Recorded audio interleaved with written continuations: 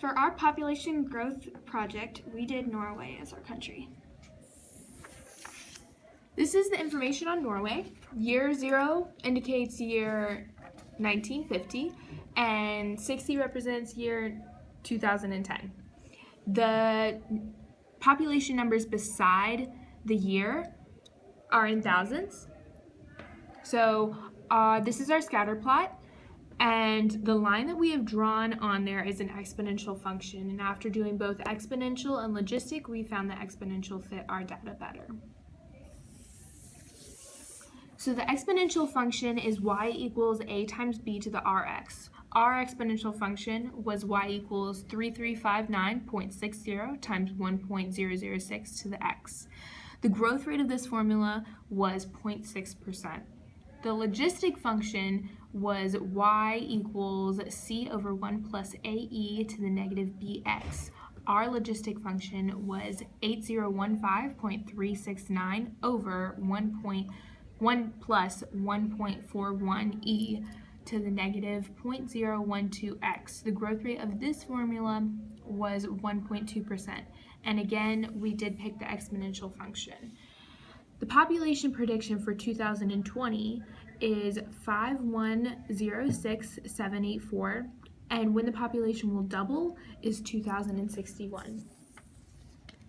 To do this on your calculator, you will hit the stat button. Once you hit the stat button, you will see this. You click on edit and enter all of your data. Then when you want to find your logistic and exponential functions, you'll scroll over to calculate, and you'll scroll down until you find exponential and logistic, and you'll hit either one. For example, we'll do logistic. It'll give you these, and then you will store it in either Y1 or Y2. I'll pick Y1, and then you'll calculate.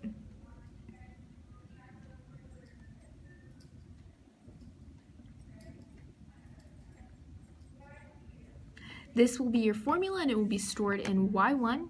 We have already stored our exponential function, and so then you can hit zoom 9 so that it will fit your scatter plot, and you turn your scatter plot on by doing second y equals.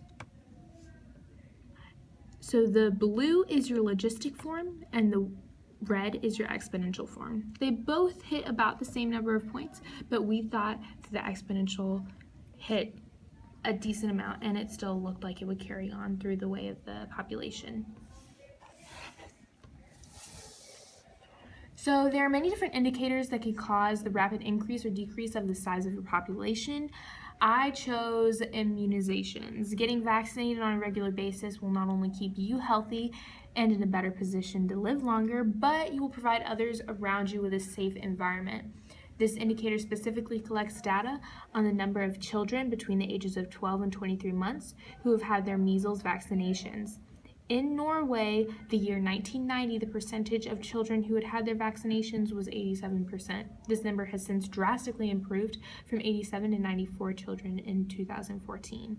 Below is a table of the past 15 years.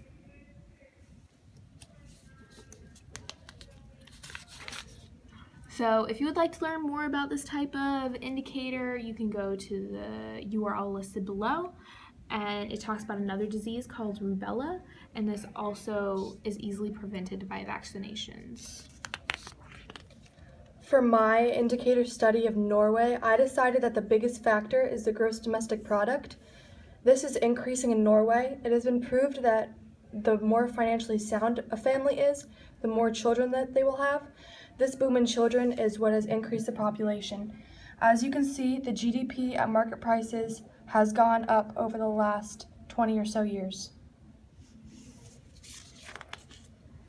For my indicator, I did CO2 emissions, and there are many explanations on why the population growing is growing.